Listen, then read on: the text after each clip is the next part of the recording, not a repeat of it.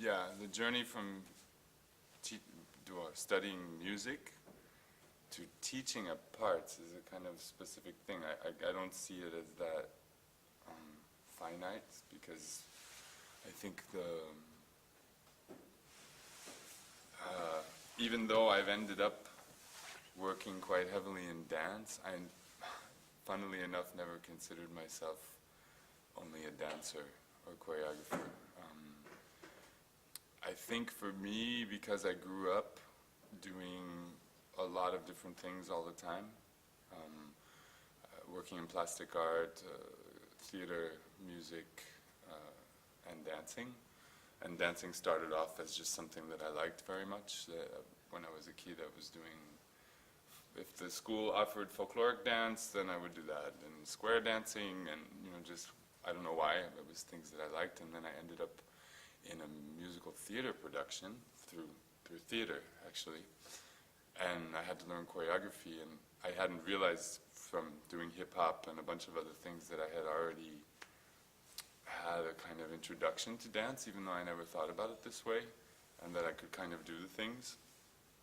And music was something that was always my first entrance, in a way, into the arts. And so it was a very strange progression, because in the US, especially at that time, to make a living as a dancer was kind of not possible.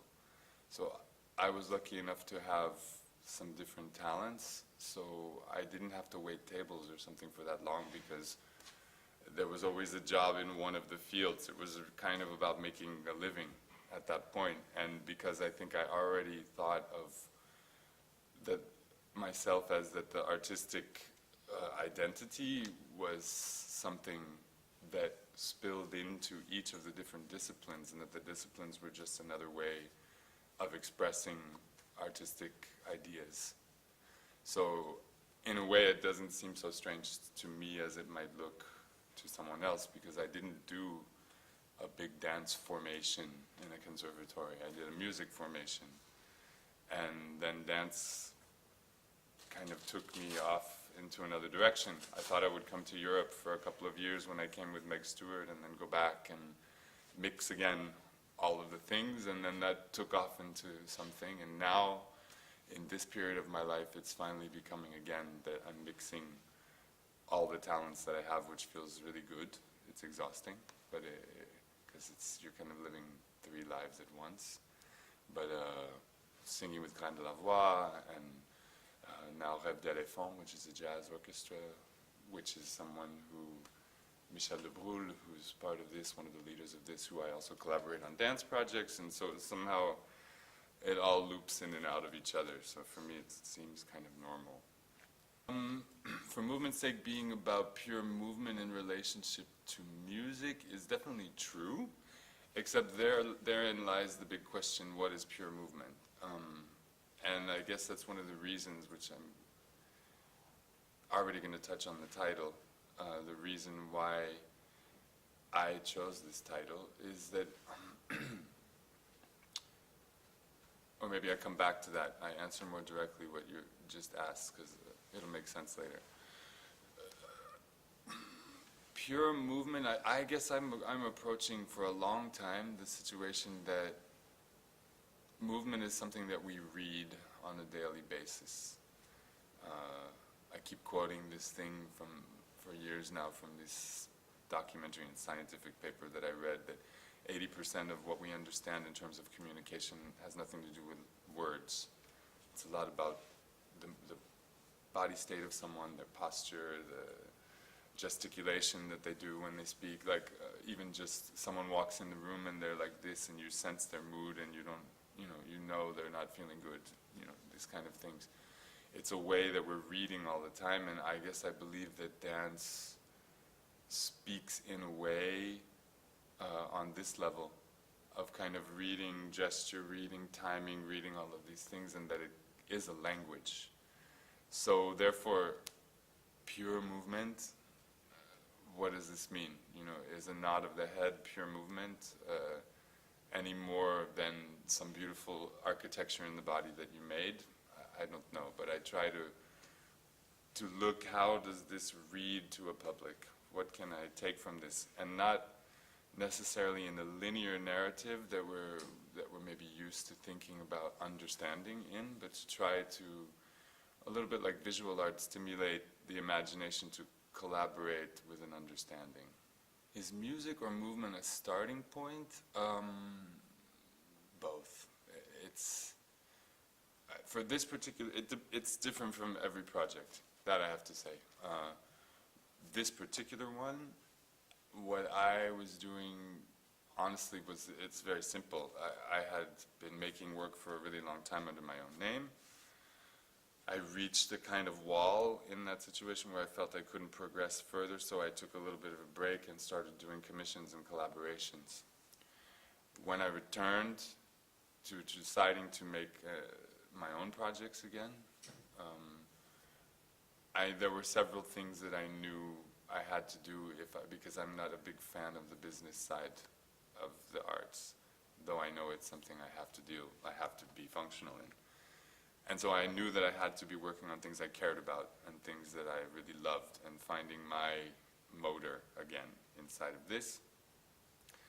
And one of the things was I kind of set out a little paper for myself. What are these things that would interest me right now?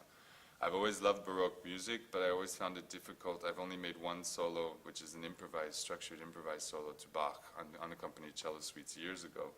And every other time I tried to use Baroque music, because my movement is so complex and in a way Baroque in itself, it was a bit like too much. Everything got flattened, because you would think it would work really well, but it didn't. It was like, ugh. And so I kept throwing out this Baroque music. And this time I kind of said, okay, one of the questions, I'm going to really try to work on this now, and I'm not going to let it go. I'm going to use this Baroque music, but I don't want to use something that's too known. And so Buxtehude was a good example, something I could approach. What do I think makes a movement pure? I think intention is a really big thing. I think it's more pure when it's a physical event rather than a choreographic endeavor. And therefore, I mean, of course, the whole thing is a choreographic endeavor, but I'm constantly speaking to the dancers of like, don't dance this. It shouldn't be dancey. It should be a string of things happening. And therefore, I can follow with my eye. I'm really concerned with how the eye of the public is guided through a string of movements or something. Yeah, it's part of this thing I referred to before of a kind of like coming back and trying to really own and realize what it is that I'm doing.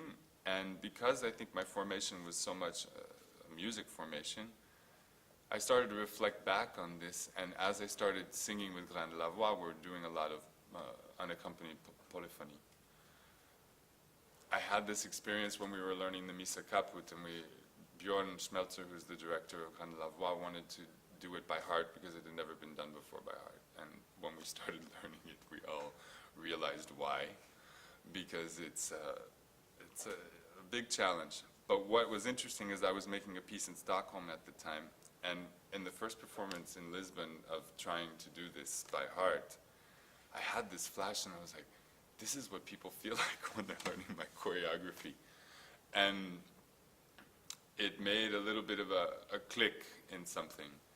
And then I started to realize that I was creating visual polyphony when I was making things, and that everything was like, even when I was working with Anne Teresa to make material for her pieces, and she kept saying to me, I start to realize that you're not just building material, you're building these melodies or poems or movement poems. They have more composition in them than just a phrase. And I also reflected on this, and I started to see like, oh yeah, okay, there's the cello, and oh, there's the, the counterbass, and the way that the lines have to interweave and is so much like a visual music, actually. And so I started to really own this and discuss it with the dancers, and we're still in the process of doing that, about how to make this read for the eye. I think narrative is a really, I have a little bit, I'm still wrapping my mind around the relationship to the words abstraction and narrative, because I find it very limiting. I think there's narrative in everything. You can I can make a story out of the objects on this table if I really want to. You know, I think we all can, and I think that the way that the mind is working too, I mean, there are things that we're taking in as information that affect how we see other things that we're not even aware of. And I think that that's something that is possible in dance, to bring out and to use that conditioning that happens through images and things that we see, that staining of the brain with image, to create understanding. And but I think sometimes it's an understanding that not everybody's ready to accept, because we're in an age of really loving theory and concept, and which I think is all important. Any good piece has concept behind it. But for me, it's not the be-all and end-all of what makes a performance good. So it's a tricky question. I believe there's a kind of nonlinear narrative to what we're doing. And I try to work on many different levels more and more now, that there's a level that's a kind of the first entry, the first degree, which hopefully is transparent enough that everybody can be pulled into the thing, and then if you want to dig into the other things, that's also present. For me, it's more for the audience, but I mean, it's always for yourself. It's a crazy work, a crazy, wonderful work, and it brings you up against your limits and yourself again and again, as long as you do it. If you do it for your whole life, it's always the thing that brings you. So, for sure, something that imbues the movement is that journey that you're always going on. And what I'm always working with my dancers on is that you need to live it each time. That's why I keep talking about these physical events. It cannot be something that you try to show somebody. You need to go through something and allow people to see this. And then the performativity on top of this is how you convey that, and, you know, depending on the piece, if it's very direct toward the public or not. And in this particular piece, there's kind of 3 movements to the piece. I kind of tried to mirror a little bit the way that Baroque music was broken up. At first, the 3 scenes were I was calling them book 1, book 2, book 3, and then I started realizing, actually it's prelude, lamento, and jubilate. It's like almost like the movements of a piece of music, that you have these 3 sections. So already somehow the question of, do I give the public that breakdown, so that how much do I give in the program that it already conditions the understanding? How do I let things unfold so that there's a certain progression to the understanding? I'm really, really busy with this, and it's always for me about how the eye of the public is reading what we're doing, how the energy is being moved and manipulated by the performance. And of course you cannot guess what the state of every person in the audience is going to be, so it's a generalized work in a certain way, but very specific at the same time. Both. I keep saying both, but yeah, it's both and a lot more.